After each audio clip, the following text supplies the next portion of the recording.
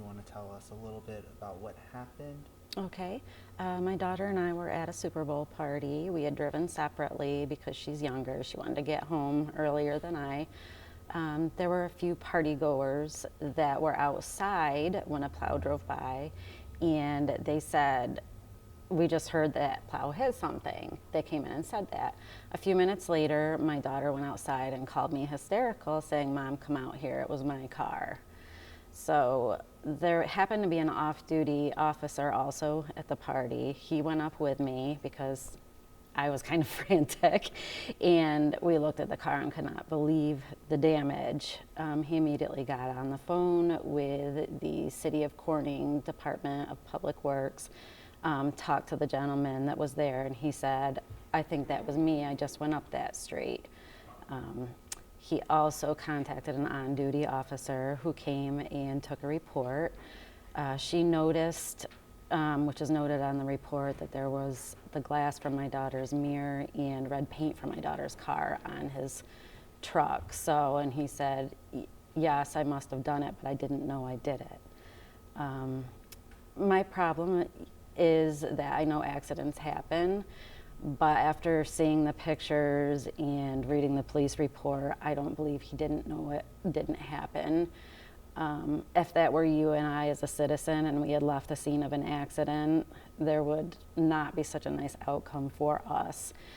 After many days of phone calls and left messages for the City of Corning, my ex-husband finally went down to talk to them, and they said, "We can give you a claim to file, but it's probably not going to go anywhere because of this law." And we thought, that can't be real. So sure enough, we talked to friends. We have family members that work for the state and the county, and it is a little known law that they are not to be held liable even if it causes death or bodily injury to someone. They are totally protected. That was very disheartening to us. We tried to fight it. We did file the claim. Their insurance company said, "No, we're not going to pay for anything." The only way that you can get money back from them is if you can prove that they were driving recklessly. From looking at the tire tracks and the vehicle, it was apparent to us that he was driving recklessly. And again, none of us really think that he didn't know he hit the vehicle. So that's leaving the scene of an accident. As small town people who, work locally, we don't know about all these laws. We don't have a lot of money to get lawyers. And it's just very frustrating that no one will help us, and we're expected to now take care of it's about up to $1,500 worth of fees. So I thought about it for about a week before I said anything on Facebook, but I finally just got to the point where I said, okay, everyone needs to know about this, because we didn't know that anything like that existed. So I put it out on Facebook along with some pictures. I was expecting maybe, 20, 30 comments from friends and family. It is now up to 7,000 shares. I have heard from people all over the United States. It's unbelievable. And only a few people have said the same thing happened to them. They wish they had known that there are ways around it and how frustrating it was for them. Most people that commented have said they had no idea either. So my main aim in this at the beginning was just to let people know and to vent to my friends and family. Now I see how many other people it's happened to, and I want to say this law needs to be changed.